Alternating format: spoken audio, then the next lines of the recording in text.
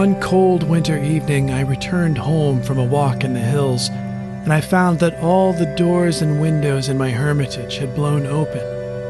When I had left earlier, I hadn't secured them, and the cold wind had blown through the house, opened the windows, and scattered the papers from my desk all over the room. Immediately, I closed the doors and windows, lit a lamp, picked up the papers, and arranged them neatly on my desk.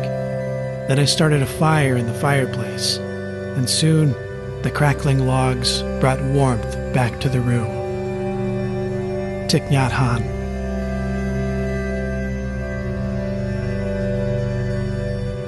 You're listening to The Quieted Mind.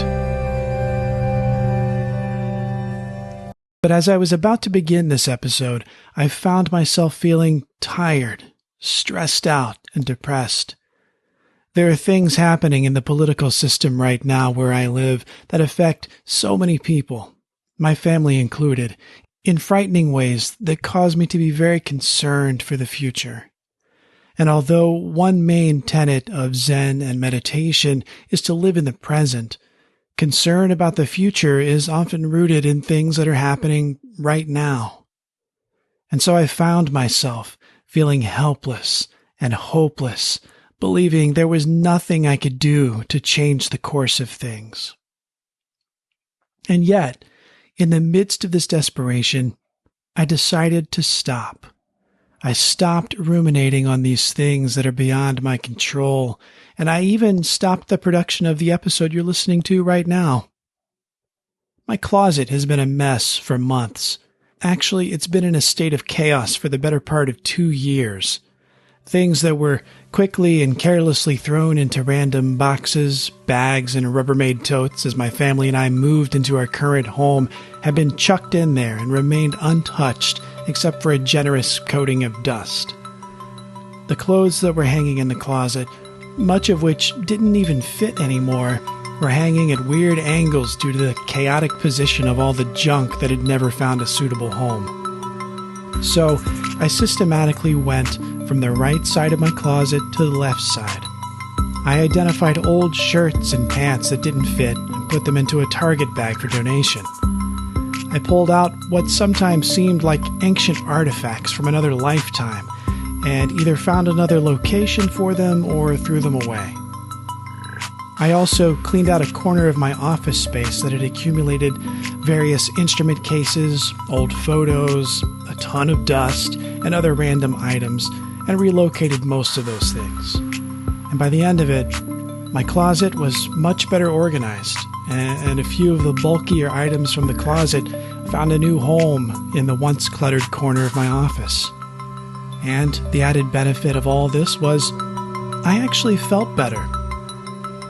Now, aside from a more navigable closet and cleaner office, almost nothing about my external circumstances had changed.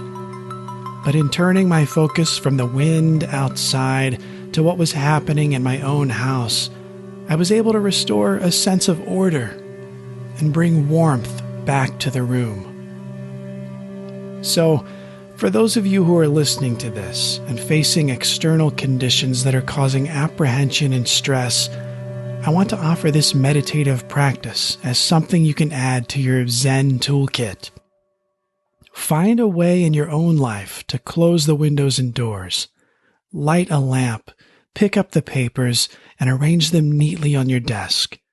Start a fire in the fireplace and allow those crackling logs to bring warmth back to your room.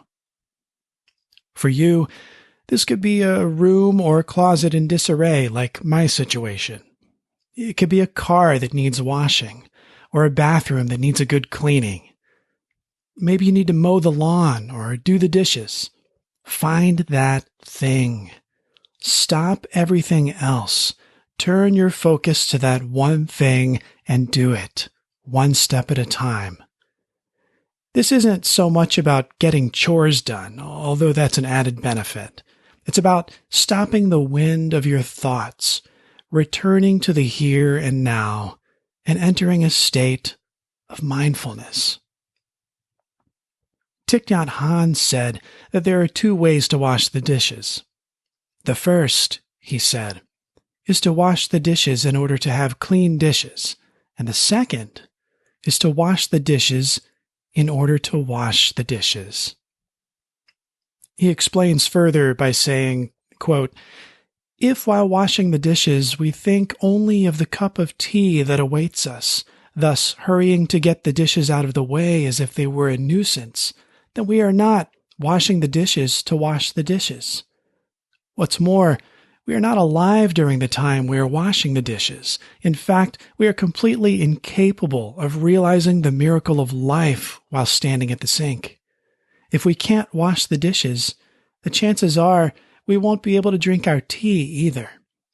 While drinking the cup of tea, we will only be thinking of other things, barely aware of the cup in our hands. Thus, we are sucked away into the future, and we are incapable of actually living 1 minute of life." End quote. So pick something to do, and do it mindfully. Be completely present for it. When doing the dishes, actually feel the cup or bowl in your hand as you wash it. When mowing the lawn, feel the mower as you push or ride it, and pay attention to the lines as you cut through the grass. If you're cleaning out your closet, pick up each item and consider the best thing to do with it. Should I throw it away? Relocate it? Donate it?